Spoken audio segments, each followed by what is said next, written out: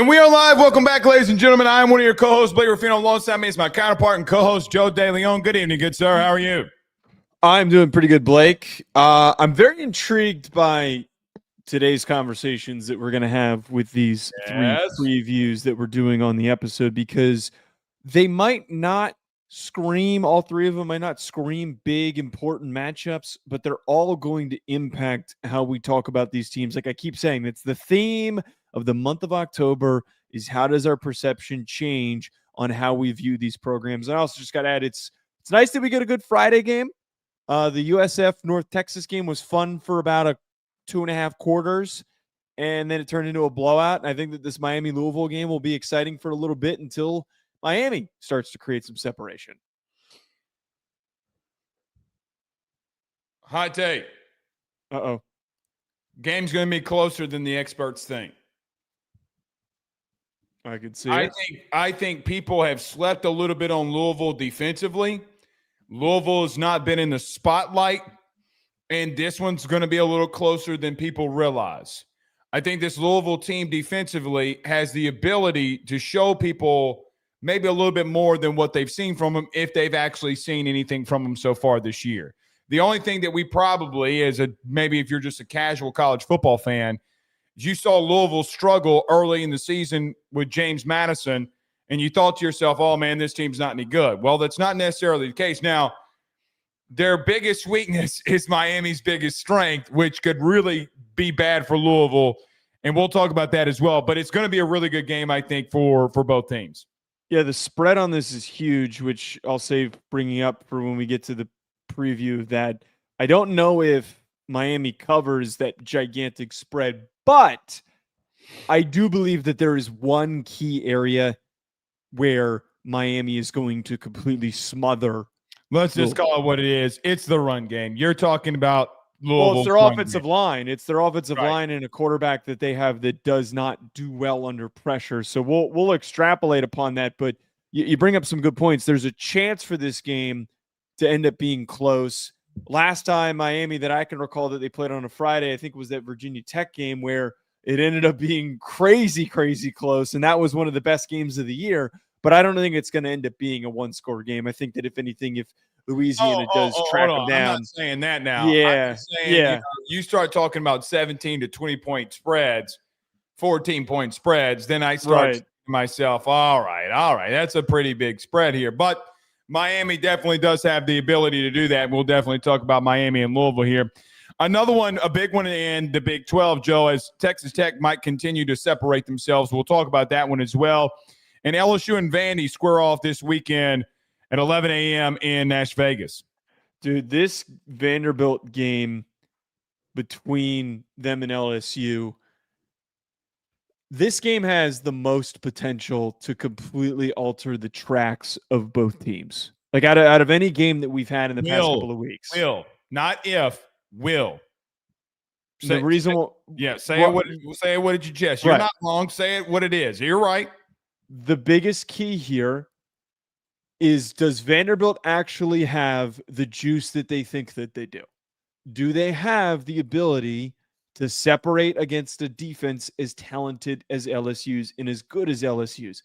And then inversely, can LSU find enough offense to win this game and start to turn the tide? Because this has to be the moment that they stare in the mirror and they recognize that we can't play the same way that we have against this Vanderbilt team. Otherwise, we will lose. I think if you win this Vanderbilt game, it is the catalyst that you need to get to the playoff, and the same thing applies for Vanderbilt. You're also staring in the face, if you're LSU, of game day being in Baton Rouge at 6:30 p.m. Central Standard Time versus A&M. Right.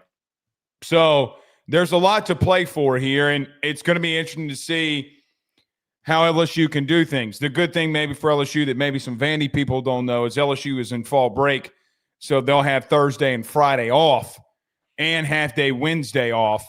So maybe they can start replicating an 11 a.m. start kickoff time. So maybe that'd be the only advantage for them. By the way, Brian Kelly's not been bad in 11 a.m. games, whether it be Notre Dame or it is in Baton Rouge. So we'll see, and we'll talk about that one as well. But, Joe, before we get started, I gotta bring this up. Two things. Number one, thank you for everybody kind of dealing with me last night. I was pretty under the weather, if you couldn't tell.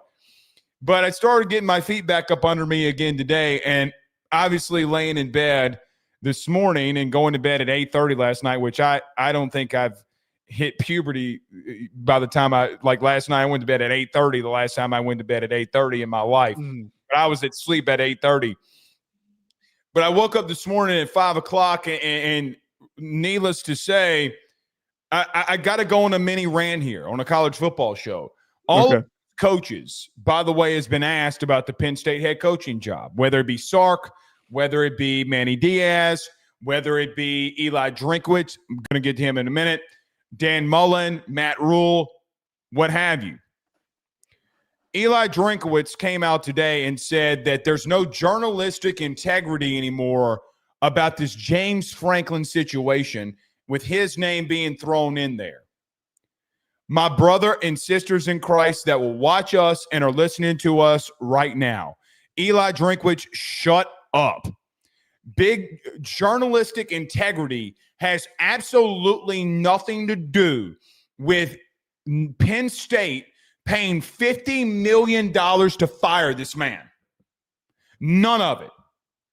Joe, I got to be real with you. I think Eli Drinkwitz has been a great coach. When he gets to the podium, he says some of the dumbest things that I've ever heard in my entire life. The playoff expansion, the thing with Penn State. He went out there today and blamed journalists for the Penn State situation. My brothers and sisters in Christ, James Franklin is 2-20 against the top 10. How is that anything to do with journalists? Joe, can I tell you a pet peeve of mine? The worst thing about coaching carousels and them being big is the stupidity we get at the press conferences. Please tell me that I'm not tripping here and that, no, James Franklin's record is about why he got fired. It has nothing to do with journalistic integrity.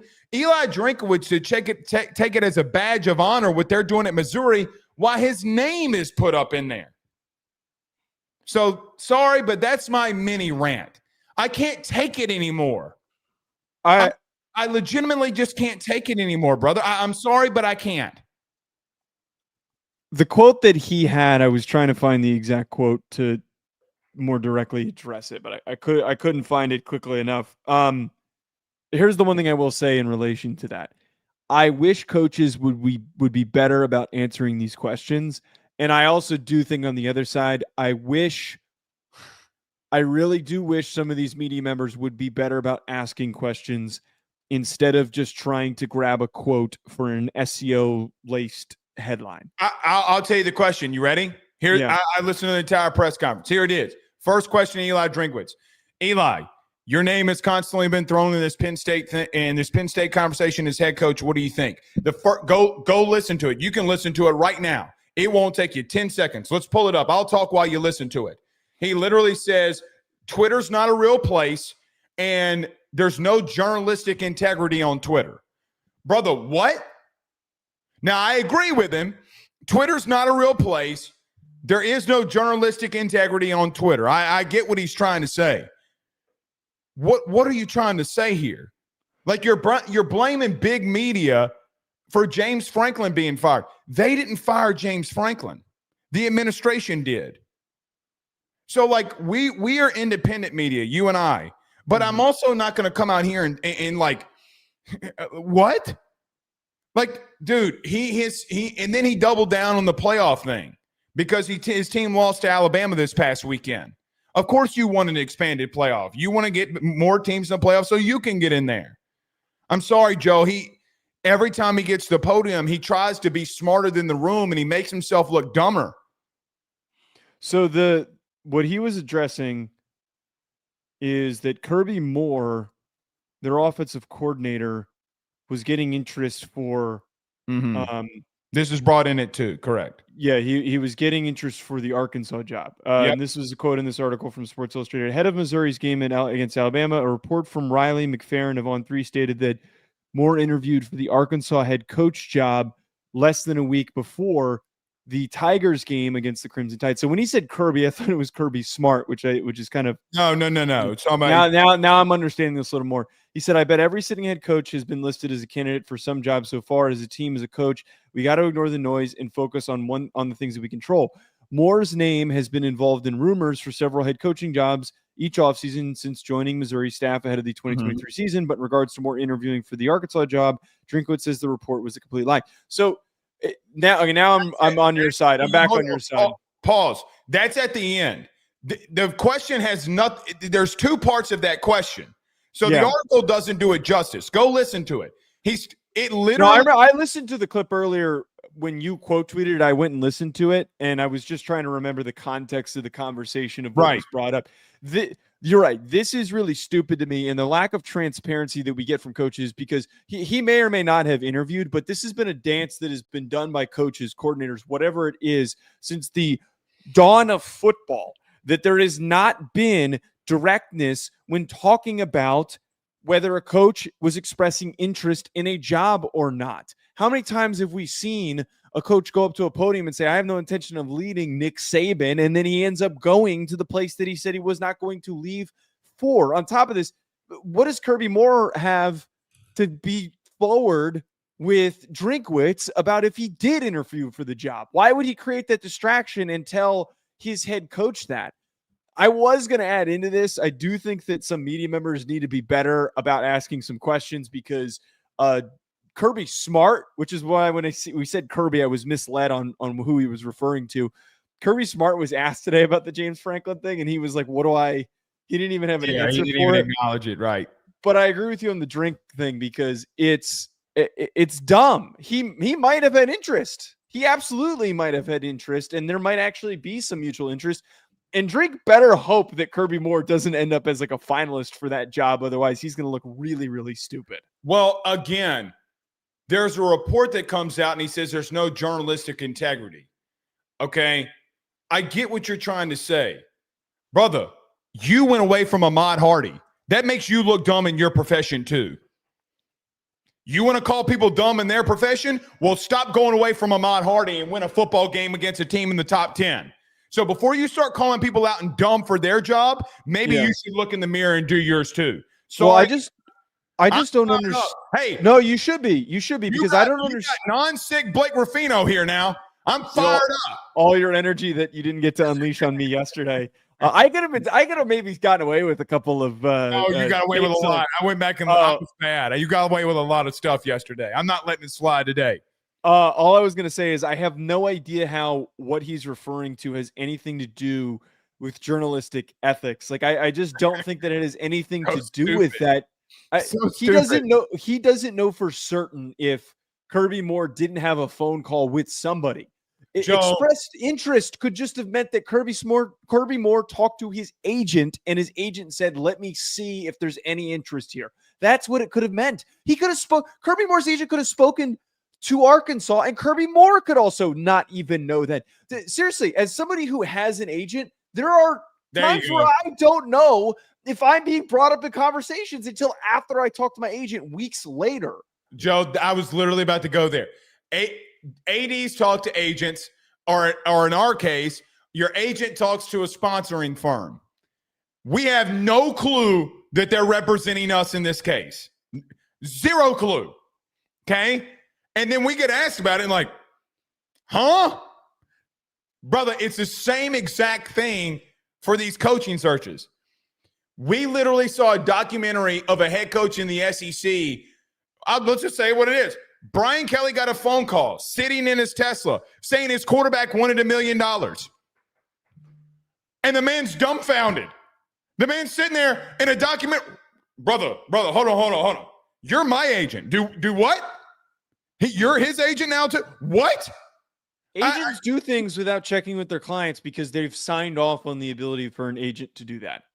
100%. It's so dumb. By the way, I'm seeing all this in the chat. Blake Ruffino, say it with your chest, or Blake, say it with your chest, Ruffino, Blake, whatever, Ruffino. I think it's funny. Joe, I have an agent, DeLeone. Okay. Well, the one that Saban had earlier that was funny, I've been saying this for months, that is Joe, okay. Just y'all, you guys are goofy. All right, let's get rolling here. Hit the like and share. Elks with a $10 super chat says Sharon Moore's message to the team after the loss to Washington. The ship might seem like it's sinking, but I'm not going to let us drown. That's why I'm carrying the flotation device. Bro, I didn't hear that. Did he really say that? No, wait, the shipment is. Hold on, wait, put it back. That's why I'm carrying the. That's not what he's.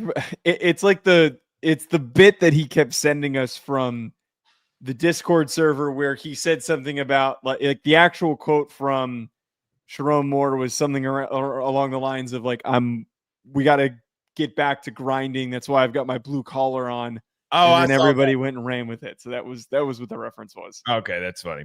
Cody McGee became a member on the YouTube channel. Thank you so much, Cody. We greatly appreciate you doing that. And he also sends a $5 super chat saying, will James Franklin coach in the NFL since he got hired or fired from Penn State?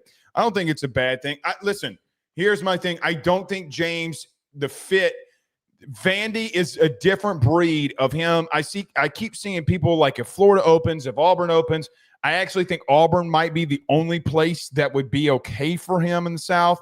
I just don't think Arkansas and I don't think Florida makes any sense to him. So, Joe, it's going to have to be somewhere else. I'm just telling you, it's not gonna fly. Florida will not hire him. I don't think Florida will. The more that I've thought about this, neither will Arkansas. He's also not one of those guys that's considered to be like a deep offensive or defensive guru. Jeff Hafley is a guy who was so strong as a defensive mind that it was easy for him to jump to the NFL as a coordinator. I don't think James Franklin's that type of a guy, nor do I think that he would get interest for an NFL job. I don't think that there is a Cliff Kingsbury type of a leap here. You would need a really specific circumstance for a team to consider doing that, or also a really dumb front office or ownership group to want to be. Let's be honest, we've seen dumb front offices. That's very, very true. The one thing with this, though, I feel he would be perfect for a Virginia Tech type of an opening. Or, it'd be really funny if Stanford would be interesting because he's got that background of succeeding at an academic school, and maybe he would think that he would do well there. $50 million. I mean, I think he could if he turns that thing around, then what? If I am Andrew Luck, that is the first call that I'm making is to try and convince James Franklin to step in and lead the program, at least for a few years, to get it on track. The other thing, too, it'd be kind of funny. If Skipper doesn't end up getting the interim tag taken off of him at UCLA, and maybe they decide to go in another direction, how funny would it be if he took the UCLA job? It would be funny. What happens with Jerry Neuheisel? That's going to be the. I don't think Neuheisel's going to get. He's going to get some. He's going to get some. He's going to get some. He's going to get a coordinator job before he gets. I'm going to tell you this right now. I promise you this right now. There are head coaches that need OCs today that he's on their radar for. I promise. Oh yeah, absolutely. I just find it hard to believe he's not the full reason why they've been successful. Skipper deserves a lot of credit. He does, and Nico's played very well. Let's not. Yeah. Come on. It's all three things. Skipper has taken over and done a great job. Neuheisel's done a great job. Everybody's forgetting that Skipper's doing this, that he's actually the interim head coach. I think that's being very much missed. Right. So shout out to Tim Skipper. All right, let's get moving here. Everybody does us a favor. Hit the like and share. Share to all those groups if you're on Facebook and to all those social media pages. You're watching us, listening to us on YouTube. Like, subscribe, notification bell wherever you listen to podcasts. Rate, review, and subscribe. Every Ruffino and Joe show is brought to you by our good friends over at FanDuel. You have the discretionary income. Go over to FanDuel.com or download the FD Sportsbook app. Come over with Joe and I. Place those bets. We do ours over at FanDuel. You can go over to FanDuel and do that today. If you have thoughts, questions, concerns, go over to FanDuel.com/RG for more details, or just ask Joe and I. Will definitely help you in that process. But every bet that's made on Ruffino and Joe is brought to you by our good friends over at FanDuel, and every show is sponsored by our good friends over at FanDuel Sportsbook. All right, Joe, let's get moving here. Vanderbilt and LSU this weekend, two teams with a loss in the SEC, both trying to write their path to an SEC championship. Yes, Vandy SEC championship game is in the discussion here. When you preview and you look at this LSU versus Vanderbilt matchup, Joe, how do you see it going down? Vanderbilt is a 2.5-point favorite on FanDuel at home for this game. Incredibly important for LSU as they need to bounce back. There's two things on both sides that have my attention.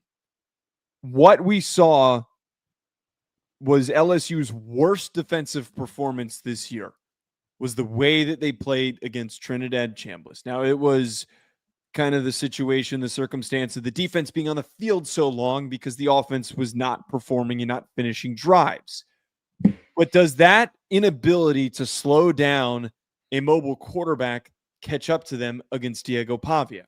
On the flip side of things, the worst game that we got from Vanderbilt, it was a game that they played on which Diego Pavia was bottled up, that they did a tremendous job of eliminating him as a rushing attack when he played against Alabama.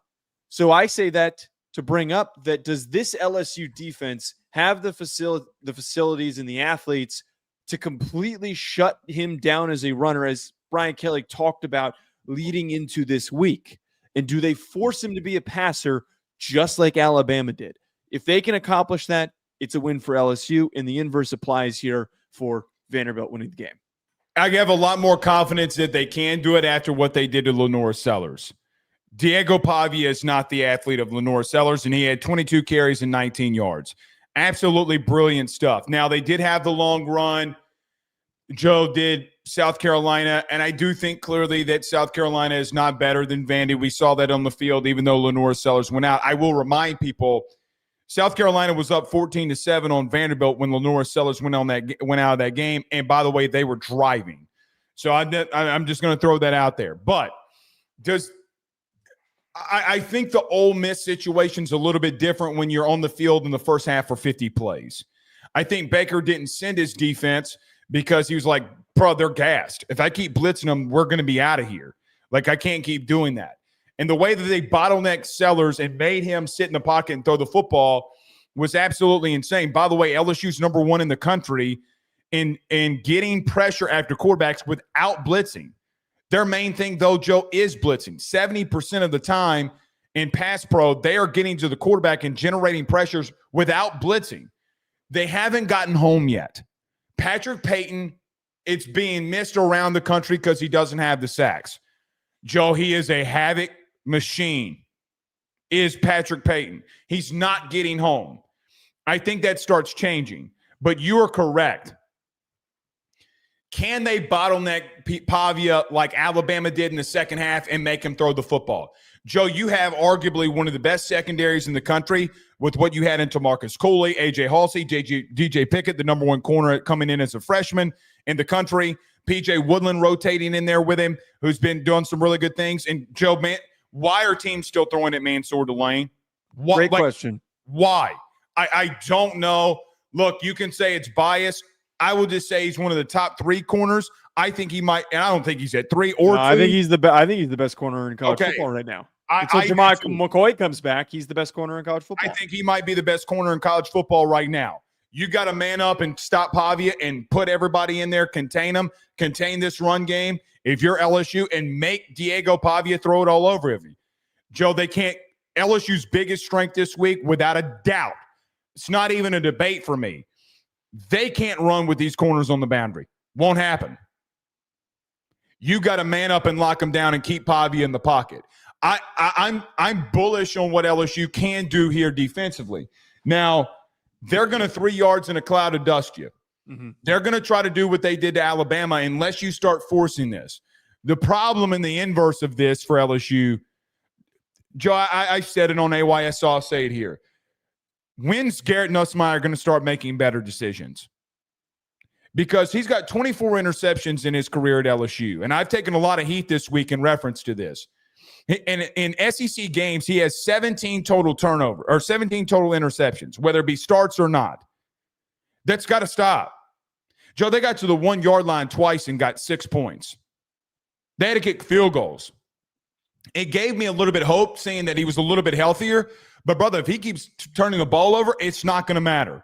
You go on the road this week and you keep turning the ball over, you're going to get beat. And it's about time LSU fans get on board with that and start seeing the facts about this situation. Joe, I did think LSU ran the football better, and it's going to be interesting. When I've watched this Vanderbilt team over the last couple of days and even last couple of weeks, the interesting thing for me is not only are they 36th in the country in scoring defense, they're only giving up 20 points per game. Joe, they're 16th in the country in run defense. Can LSU, who found a little bit of a running game last week versus South Carolina on the counter runs, the power runs, the split zones, can they start getting that running game a little bit more consistent like they found last week? And if they can do that and start taking some of this pressure off of Garrett Nussmeier, maybe they'll be able to find something here. Right. You definitely need to have better performances from Nussmeier and also from the offensive line. It's been something that's been weighing down LSU's offensive production, is that there's not been consistency in the guys in the lineup, and there's not been consistency just from the overall play of the group. It has probably been one of the most disappointing things, knowing coming into the season, it was the largest question mark was how were you going to respond to putting Emory Jones and Will Campbell into the NFL? And clearly they were not effectively equipped to bounce back from losing guys of that caliber. I do think, as you mentioned here. Yeah, and the portal didn't help them, losing Lance Hurd. No, and right. Absolutely not. I think that where there is a little bit of saving grace for LSU's sake, and why maybe you could feel a little bit more optimistic, but Nussmeier has to be the one to take advantage of this. This does not mean that there is a complete, utter handout. We have talked about in the past, we talked about this leading into the Alabama game, is that Vanderbilt's secondary, it's not good. It's very porous. They give up, not only do they give up a lot of yards, but they give up a lot of big plays. They're 107th in EPA per dropback. They're giving up a ton of efficiency to opposing quarterbacks. So maybe this is the opportunity where they start to feel, and Garrett Nussmeier starts to feel a little bit more confident taking shots, connecting with Trades Green, connecting with all of these options that have not been as productive as I think many people hope that they would be. What creates the biggest daunting challenge is that their run defense is phenomenal. Vanderbilt's run defense has been one of the best in the country, and you're already having so many problems getting any push up front. So with your offensive line struggling to create lanes and your running backs not finding any space to operate, I think that to me would be the biggest spot to be worried about. You should approach this like Alabama did going into the game. Be aggressive downfield, have complete and utter disregard for risk. I think that you just need to just go and attack, and then eventually, hopefully, your run game opens up like Alabama had happen. You're 1,000% spot on. I went back and watched the Virginia Tech game, all of the Virginia Tech game today versus Vandy. What did Kyron Drones do before Vandy took over? Boy, he attacked that boundary. Boy, did he attack. Virginia Tech, you better start getting that ball to Trades Green. I mean, last week, Joe, I've had a bullish take on him. I think that when it's all said and done, he's going to wear a gold jacket. It's probably one of my hottest. He's a damn good player. I don't think that's a hot take. He's a freak. Dude, and this isn't like me trying to take a dig at LSU or anything, but like imagine if he was on Alabama on a team, or at like Oregon, or if he was at Indiana, a team with a really good quarterback that would legitimately be in a Heisman Trophy conversation. He would be Kyle Pitts. That's what he is. He's Kyle Pitts. That's what he looks like. I think he's more athletic. I mean, he's bigger than him. He's bigger than him. Before you say he's not, I mean, again, you're talking about a kid who, against a Final Four team, blocked a 3-point shot, went down the court and dunked it in the top 5 pick's face. So again, he's a freak. They found him last week. And to Garrett's credit, he found him. I thought that this offensive staff, Joe, for what it's worth, for LSU, legitimately probably had their best called game in the Joe Sloan era. Can they repeat it? For Vanderbilt, brother, you gotta get after Garrett. You got to send a lot of pressure. So we talked a lot about LSU here. You got to send pressure after 18 and make him make mistakes. You got to attack this. If you want to beat LSU, you got to attack this offensive line. And, Joe, with all of the players that Vanderbilt has and all the experience, they've played so fundamentally sound. I don't think they have, like, exceptionally great athletes. What they do, I do think their safety room's a little bit better than maybe what you and I give them credit for. Their boundary corners, not so much. But when I look at them, Brother, their linebacking play has been great. If you put pressure on Garrett, you'll force him to make bad decisions, and that's where you get this game going. I do worry about this defense for one thing. I thought that Ole Miss gave them not so much Diego Pavia running, because I think we saw that they can contain a guy that can run like Lenore Sellers. All of the misdirection that they will throw at you worries me.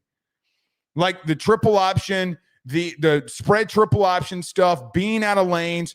You're playing with a couple of instances where you're doing some zone read RPO stuff in the flat for Ole Miss, and it's getting converted, and you're out of place, you're out of position. I'm not saying this defense worries me. It's not what I'm saying. But they're coming out of a bye week.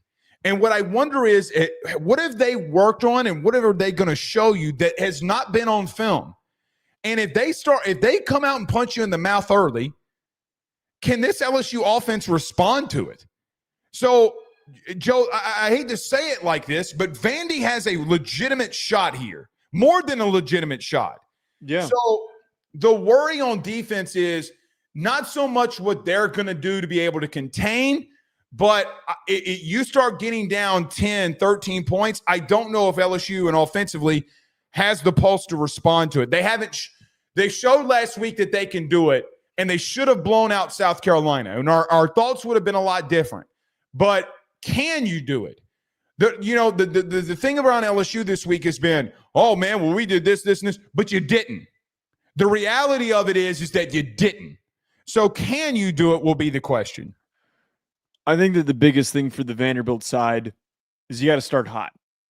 You got to, like what you're talking about there, you have to, if you potentially establish a 14-point lead in the first half or by the third quarter, as you just talked about there, LSU has not shown an ability, despite having the athletes to play catch up. They just can't. They do not score effectively enough, explosively enough at the current moment. I think Vanderbilt's other biggest key in this game, got to get Alexander going early more, man. Don't get away from him like you did against Bama. That is the biggest thing for me that we talked about on the recap of the Vanderbilt-Alabama game is why did they get away from him? And I know a lot of their concepts are based on the decision-making of Diego Pavia. They need to be more direct. There's someone who said this specifically about Notre Dame with Jeremiah Love. They ran a lot of RPOs against Miami, and it didn't freaking work. And they decided to be a little bit more deliberate about keeping the ball in the hands of Jeremiah Love. Same thing happens here. Alexander is one of the most underrated running backs in the SEC, and he needs to get 15-plus touches because if you get him going on the ground, that is going to then start to open everything else up. How does LSU react to a team that can perfect 3 yards in a cloud of dust? Mm-hmm. The biggest thing, and I'll talk about this a lot tonight, I know we don't go into these massive details. Joe, the number one team in the SEC on third down offensively, Vanderbilt. The number 2 team in the country on third down, Vanderbilt. Yeah. You know why? Because they'll 3 yards in a cloud of dust you, and they'll be number 1 in time of possession. Oh, wait. Outside of a service academy, guess who's the number 1 team in time of possession the last 3 weeks? Vanderbilt. By the way, did you know Navy's undefeated? Again, I didn't even know that. I did. The only reason I knew that is because I saw time of possession. I saw rushing stats, and they were like 309 or 336 or 390, whatever it was. I was like, all right. So, but yes, I did notice that. Mm-hmm.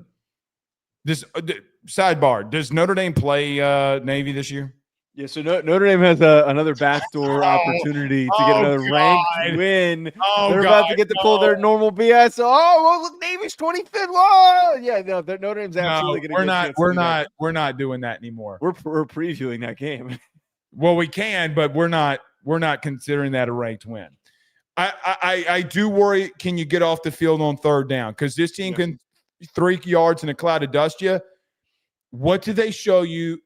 And what I think Diego Pavia played so freaking bad against Bama that he's going to come out and be a lot better, a lot cleaner. It's going to be interesting, man. I think there's a reason clearly that LSU's not favored here. Fans didn't expect it, but this is a good Vandy team. This isn't your run-of-the-mill, clearly Vandy team. No, and they're I think one thing that I found interesting from some of the articles I was reading, it kind of framed it really interestingly. Vanderbilt's not the same way in the sense where they can sneak up on somebody, and we've brought this up before. The present challenge in front of you is visible, and I think that now that teams are more equipped to fight with them, it allows for a team like LSU to be better prepared. I don't think that they're going to overlook them. Yeah, they better be. Otherwise, yeah, you're right. It is the type of a loss that can derail a season and can absolutely change the mentality of the fan base, change the mentality of the roster. LSU, this is one of the most must-win games, and it's insane. If I had told you 4 years ago that LSU's game against Vanderbilt would be deciding the fate of their season, then you would have been Blake Ruffino 9 weeks ago. So you made that statement. I said I thought you would have lost a game by the time you got to Vandy or A&M, and your season would be on the line before you went to Bama. Yes, makes sense. Mm-hmm. Makes sense. I mean, Joe, we went to 17 practices. You knew this offense was going to have trouble. I mean, because listen, Vandy didn't really play anybody, and you knew that they were probably going to lose to Bama. Right. So, I mean, you just got to a point where, yeah, I mean, and look, if you're LSU, you got game day and all this on the line for A&M, one of your bitter rivals. By the way, a permanent opponent of yours. You going to let them clown you? I don't know. That's up to you. All right, let's move on here. Joe, Miami takes on Louisville. Miami coming out of a bye. Louisville not having a bad season. I think Louisville's kind of flown under the radar here. But Miller Moss and the boys take on Carson, Beck, and the Hurricanes. When you preview and you look into this game, what are your thoughts? This spread on FanDuel is huge. Ridiculous. 13.5 on FanDuel for anyone who wants to bet on this. Blake, I think that, as you mentioned there, Louisville has been a steady, solid team so far this year. Defensively, they're one of the best in the country, especially at getting after opposing quarterbacks. But, Blake, I have a lot of confidence in Miami. I have a lot of confidence in Miami that they're going to win this game, that they're going to control the game for most of it. And if Louisville were to cover, which I might take them to cover because the line's so big, it would be in backdoor fashion. It would not be in a sense where they're toe-to-toe and then Miami just wins the game. No, they would probably have to eke out a late drive to keep it within 13 points.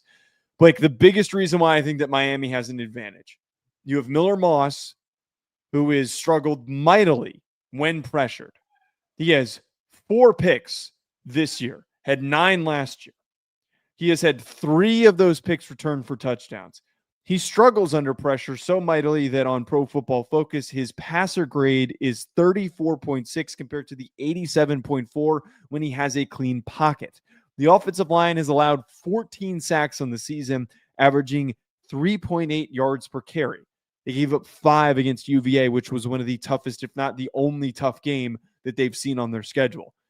Blake, I see a Miami defense that every time that we do one of these previews, it always starts with the Miami defense. It always starts with Ruben Bain. It always starts with the secondary. It always starts with the way that they're playing with a direct mentality and an attention to detail of dominance. And I think that you come into a game like this knowing the problems that Louisville is having when they're giving up pressure to Miller Moss. This is an easy opportunity for them to get multiple turnovers, to get multiple big sacks, and to control the game, even if Louisville's defense challenges the Miami offense just a bit. You're right on this Miller Moss thing. I mean, listen, I don't think he's played bad. I think it's been a little bit of the inverse. Joe, he went to a team in Louisville that was supposed to be counteracting for him in reference to, hey, man, I'm going to a team that can run the football and take some of this pressure off of me. It hasn't been that case. The case has been that they have been god-awful running the football, even with Brown, and I understand all the things going on there. They're 112th in the country in rushing. 112th. They've been god-awful at running the football. They can't get anything going on the ground. Joe, they've put so much pressure on him to make plays Now, he's been able to do it sometimes, and they've got some weapons out there for him. I think Brohm and company have done a good job, but you're right. Without a running game, with Miller Boss not being the most mobile of quarterbacks, Ruben Bain and this defensive line and this defense is going to get after him. And you're going to have to find ways early to protect him. You're going to have to get the ball out quick. You're going to have to get your playmakers the ball quickly out in space, just in the sense of if you don't, this Miami defense is going to feast here. Joe, this is a very bad matchup for Louisville. It's a bad matchup for Louisville because you can't run the ball. And this might be the best edge room in the country that you're having to protect, and you're going to be in third and long situations for Miller Moss to have to attack, and I don't know if he can do it. I'm not saying that he's a bad quarterback at all. I think it's the inverse. Joe, to be real with you, they're top 20 in the country or right at 20th in the country in passing offense. Just in this, I think they're 21st, but he's had to be everything that they've needed to sustain here. They got to find a way to help him out, because if they don't, like you mentioned, Ruben Bain and company is going to get after him. Again, they're 112th in the country in rushing. But, Joe, everything, third down offense, scoring offense, which, by the way, they're top 30 in the country in scoring, mainly due to the fact of what Miller Moss and company has been able to provide for him and them in these crucial situations. Joe, ironically enough, on third down, he's top 5 in the country in accuracy rate. On third down is Miller Moss, of all people. They got to take some of this pressure off of him if they even stand a chance of beating what is a great Miami team right now. And I think a lot of his production, got to give credit to the receivers that he has. Chris Bell is phenomenal. I really think that Chris Bell is going to be in consideration for a first-round pick. He is a guy who, very similar to A.J. Brown physically, the Miami secondary needs to be prepared for the challenge that is ahead of them of dealing with the receivers. Colin Lacey is also a very productive, solid receiver for them as well. I also think for Miami, another thing that they need to be aware of and prepared for, as we mentioned, Louisville's defense is really good. They're only allowing 150 pass yards in the season. They've only given up 5 touchdowns. They have 6 interceptions on the year. Now, they have not faced a quarterback as good as Carson Beck. But Carson Beck needs to be on his game because he's going up against a Ron English-led defense that loves to blitz. Very disruptive defensive line, front seven that gets after opposing quarterbacks. They're also doing a great job at preventing opposing teams from getting things going on the ground. Only 3.3 yards per carry. If Miami establishes the run early, they're going to end up doing something that really not many other opponents have had success doing. But we know that Miami is in a completely separate category.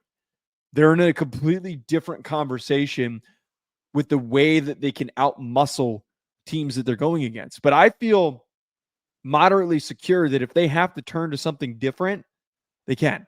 We've talked about this a million times over. That's why they're the most balanced. When they can't win on the ground, they win through the air. When they can't win through the air, they win on the ground. They're too balanced to completely shut down both things. I just don't have, ultimately, as solid as Louisville has been, I do not see them on a level enough to truly, truly challenge Miami, because the momentum that Miami has and the athletes that Miami has at the current moment are way too much for Louisville to handle. I do too. And listen, for what it's worth, I think people go into this game for Miami thinking that they're just going to run all over them, and they very well could. This Louisville defense, for what it's worth, top 12 in the country in total defense. They're 8th in the country, Joe, in run and pass defense.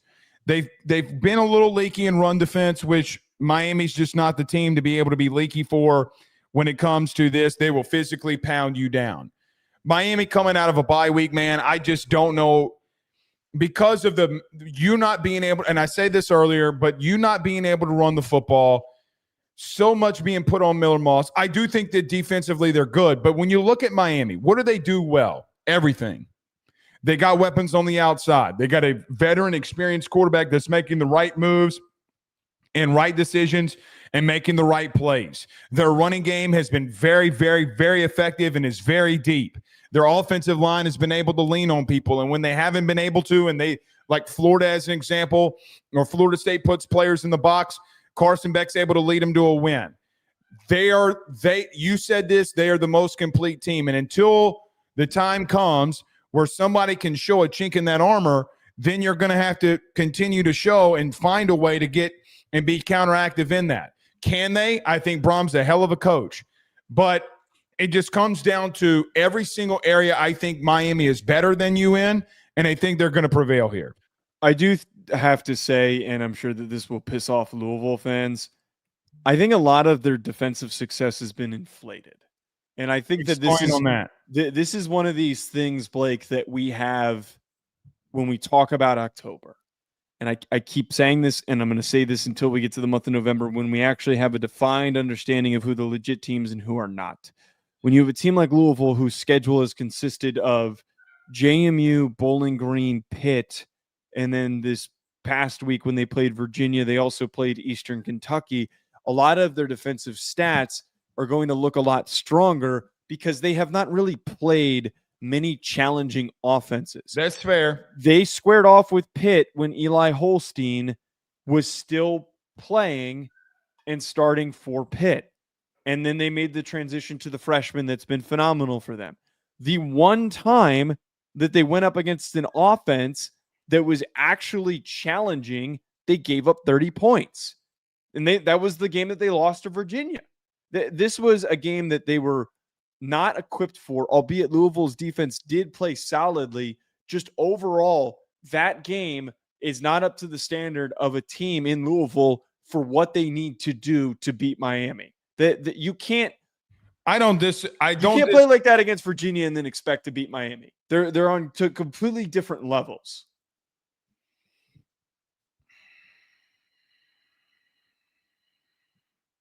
Like, are we really going to sit here and compare the challenge of facing Carson, Beck, and Marty Brown and Fletcher with Jamari Taylor and Chandler Morris? No, but Chandler Morris, it can run. And it's a different style and situation here. Carson Beck ain't gonna run like that. He ain't gonna run like that. But he is like the degree of separation between Beck and every quarterback that Louisville has faced is significant. Fair. They have not been challenged by a real quarterback. Fair, but Chandler Morris is a little bit different of an athlete. The running, that's nice. That's nice, and they held him to under 150 yards passing, which was a solid game, and they kind of kept the Virginia offense in check. But what frankly killed them was the defensive or the offensive performance and how much they got beaten up by the Virginia defense. That's where I was gonna go. They had a lot of short fields, a lot of bad situations that happened to them. They couldn't run the football. I don't know if it's all on the defense, but again, Miami coming out of this bye, top 5 team in the country. I just think that they're going to roll here. I'm going to be real with you. I'm taking Miami and the points. I think they're going to roll here. I really do. I got to think about my bet on this one, but I do agree with you. I do think that Miami. Don't do it. Don't do it. It's a bad matchup. Very bad matchup. It's a really bad matchup for Louisville. And it's at Miami too. The one saving grace that you could possibly have is maybe have not left the state of Florida, which is nuts. When is their first? I don't know, but you're going to get in the week. Oh wait, no, they get Stanford at home. SMU is their first road game, and SMU's not exactly. Texas ain't that far, bro. No. I got to be real with you. They kind of catered to Miami here on this. This is a little catering. You got to have you got to have a game out of the state of Florida before you get into week 9. Sometimes teams get favorable schedules. Sometimes teams get screwed. Can't control that. The ACC should know better. But Miami's gotten screwed plenty of times in the past, so it's not like when. I don't know off the top of my head. Okay, it's not exactly like that. They've had the utmost success and they've been treated like some Alabama type brand with how everything gets handled for them. I don't know. Joe, that's arbitrary. They haven't left the state of Florida, my guy. Like, that's insane. That is insane. Well, it's a benefit to them. Hey, I got an idea. Why don't you put that Florida State game later in the season? I do not understand why that's in the middle of the year. I got to be honest. Yeah. You know what else? That would have been a bad transition. Nevertheless, Joe, last one we got here, Texas Tech versus Arizona State. Texas Tech coming off of some pretty significant wins here. The number one team in the Big 12 facing off against the reigning Big 12 champion in Arizona State. How do you see this one going down? Texas Tech favored by 8.5 points on FanDuel. Blake, plain and simple, as much as Arizona State in the preseason was perceived to be one of the favorites, as we talked about, to win the conference, and they still can be in contention, Sam Leavitt's situation's not great. It sounds like they expect him to play. Doesn't seem certain. And if he's banged up, how well does he play? This Arizona State team without Sam Leavitt is abysmal. When they had Jeff Sims back there, they got smoked by Utah. Completely smoked by Utah.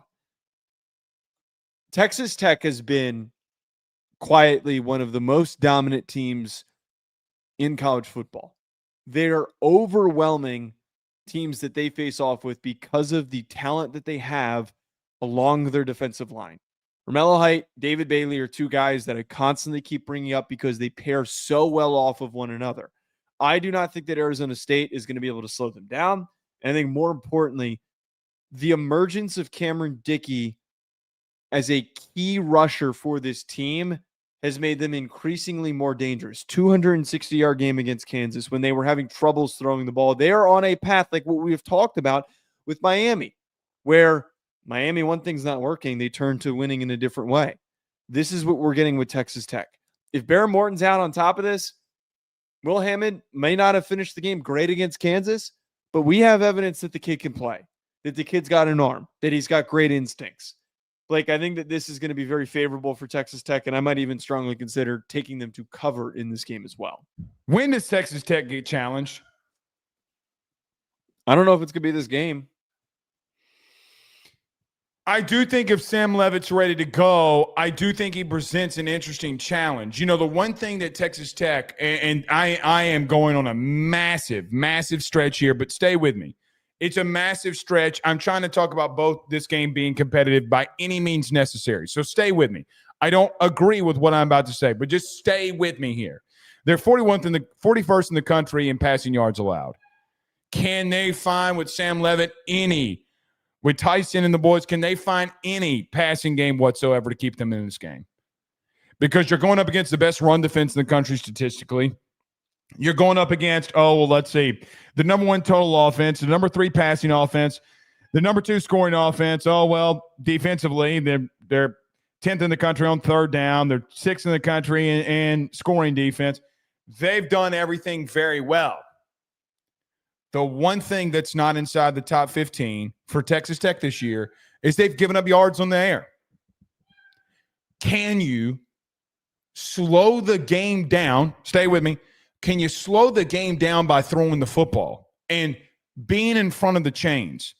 Because I think that Texas Tech has given up some yards in the air, but teams have not been able to convert on them when it mattered most. I don't know. Other than a team that's more physically imposing than Texas Tech, these teams in the Big 12, they're more talented than you. They've been very well coached. Joey McGuire was in his press conference this week telling every 5-star defensive lineman and offensive lineman, why not Texas Tech? Well, they're building something here. They're just, Joe, every area, whether it be maybe even outside of quarterback, maybe, they're better than you than every area. Joe, this Arizona State team can run the football. They're 29th in the country in rushing, but they're going up against a team that nobody's been able to figure out how to run on them. The way that they mix up their fronts with the wide 9, 3-3-5, all the different things that Texas Tech has done, nobody's been able to crack this piece and crack this puzzle. Can Sam Leavitt throw the football at all? Can he move the football and stay in front of the chains? It's the only weakness we've seen from them so far. It's the only reason I bring that up. But, man, whether it be Hammond, but I do feel like Arizona State will be ready for that, and I don't think Utah really was. I just don't know right now if there's a team in the Big 12 that can keep up with them. Texas Tech and the Red Raiders are – I can't believe this, and I'm amazed that we talk about this every week, physically imposing people up front. That is the difference. They are running it down your throat, and defensively, teams don't have a prayer right now in the Big 12 to stop them up front. Joe, that's going to be the difference here. I saw Mississippi State physically impose their will at moments and times versus Arizona State. Now, I understand it's a completely different situation. I think Texas Tech can do the exact same. Does complacency set in at any point in time for this Red Raider team will be my only question. I don't think that it will, and I don't think it will in this game. I don't either, but I'm trying to find a way to say that they're not. Joe, every time we talk about Texas Tech, we're talking about the blowout that's about to happen. And this is why that they've entered into a completely different realm. I do think, as you said, Jordyn Tyson needs to have a really big game through the air. He's one of the most gifted receivers in college football, and with the quarterback issues that they're dealing with, it's kind of impacted their passing game. One thing that does incredibly bode well for Texas Tech with their newfound rushing dominance, not even success, dominance. Arizona State is 112th in the country in EPA per rush. They're giving up a lot of big plays to opposing teams. Not a team that you want to face off against in the counter. I think you brought up the Mississippi State game as a really good example of where they just could not have any success against what has been one of the more underrated, sneaky good run games in college football. And the same thing applies here for Texas Tech, where they've got a guy in Dickey who is a hell of a player who was leaned on when they needed to lean on him, and he gets a chance to do the same thing against Arizona State. I'm very intrigued how this game is going to play out. As you said, like, is there even a shot that Texas Tech gets caught off guard? Do they get caught off guard? Does something unexpected happen? I think a banged up Sam Leavitt going up against that pass rush, going up against trying to slow down Cameron Dickey, I think all these things are a recipe for disaster for Arizona State. I do too. And listen, the only help that you have right now is Texas Tech beats themselves and you find a way to run the football on them. Joe, this Arizona State team can run the football. We've seen that. Can Sam Leavitt be a good athlete and run the football? I just don't think that they can impose their will up front at any given point in time. And this Texas Tech team's going to lean on them. I hate when we do games like this because – look, that normally means this game's going to be closer than what we think. But we've been saying that about Texas Tech for quite some time now, and it hadn't happened. Is there a team out there in the Big 12 that can compete with them? Because right now, I don't see it athletically. No, absolutely not. This Texas Tech team can go in the playoff and win a game, man. This is how good they're saying it, man. Put them in your top five. Put them in your top five, damn it. I'm not going to do – I'm not. All right, calm down now. Put them in your top five. They better be in your top five right now. I already put my top five together for a video I did. All right, well, who is it? Miami, Ohio State, Indiana. Although I might put Indiana at 2 just to piss off Elks. At number 3. Number 4, I had Alabama. Number 5, I had Texas Tech. 6 is going to be A&M. I'd still take A&M over Texas Tech right now. Because they have not faced a pass rusher like Cassius Howe. They have not seen explosive receivers like what A&M has, and A&M can lean on people. I would argue A&M has not seen a pass rush like Texas Tech's. Yeah, we'll save that debate for tomorrow. Let's save this debate. Okay, sounds good. But they've also shown that they can go on the road and play and beat a team like Notre Dame. Mm-hmm. Texas Tech has not. That's a fair point. Going on the road and winning at Utah is a pretty big deal, but we don't need to relitigate that. Royce Pierce ends the show for us. Says, good evening, fellas. Hope everything's going well. Love the show as usual. Sends a $20 super chat. Thank you so much, Royce. And you know what we're going to do? We're going to end it with everybody saying that we appreciate Royce here. Everybody should be like Royce. I'm going to get a WWR. What was it? WWRD bracelet. What would Royce do? I think that's a good idea. With all the super chats he sent us, you could probably afford 100 of them. I probably need to go do it. I'll give Royce one. All right. We'll see y'all tomorrow. Picks and power rankings. Y'all have a good night. Peace.